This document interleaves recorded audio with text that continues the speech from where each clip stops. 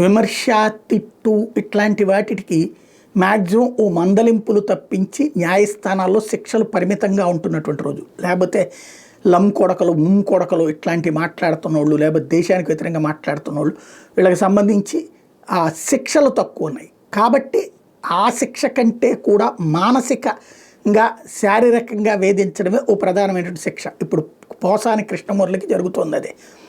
వరుసగా ఓ 14 చోట్ల కేసులు, ఇక్కడదైపోతే అక్కడ, అక్కడదైపోతే అక్కడ, ఒక్కొక్క స్టేషన్లని మార్చుకుంటూ, ఇప్పుడు ఆదోనిలో మళ్ళీ రిమాండ్, ఆదోని జైలుకి పంపిస్తారు, మళ్ళీ ఇంకొక పోలీస్ స్టేషన్ వాళ్ళు అక్కడికి తీసుకెళ్ళి పిటిషన్ వేస్తారు, ఆ పీటీ వారెంట్ కింద తీసుకుంటారు, మళ్ళీ వాళ్ళ స్టేషన్ తీసుకెళ్తారు. ఈ టెట్లో ఏమైపోతుంది, మానసికంగా నలిగిపోవాలి, శారీరకంగా నలిగిపోవాలి.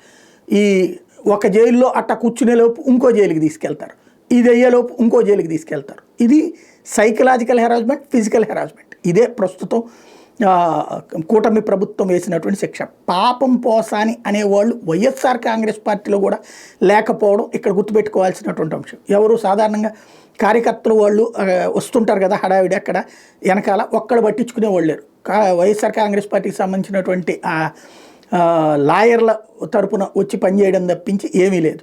ఇప్పుడు ఏదో హైకోర్టుకు పిటిషన్ వేసుకున్నారు కేసులన్నిటి చేయమని చెప్పి, అది ముందు చేసుకోవాల్సినటువంటి దాని మీద కేసులకు సంబంధించి తను క్షమాపణ చెప్పేశాడు కాబట్టి దూరంగా, కాబట్టి ఇంకెవరు తన జోలికి రారు అనుకున్నారు. ఇలా జరిగింది. ఓవరాల్గా చూస్తే పోసానికి చుక్కలు చూపించడం అన్నటువంటిది ప్రస్తుతం జరుగుతోంది. పాపం పోసాని అనేవాళ్ళు సినీ ఇండస్ట్రీలో రోజా ఒక్కతే అన్నట్టుంది. నటీకం ఇటు ఏది పార్టీ తరపున కూడా, కాబట్టి మిగతా వాళ్ళు ఎవరు అనకపోవడమే విశేషం.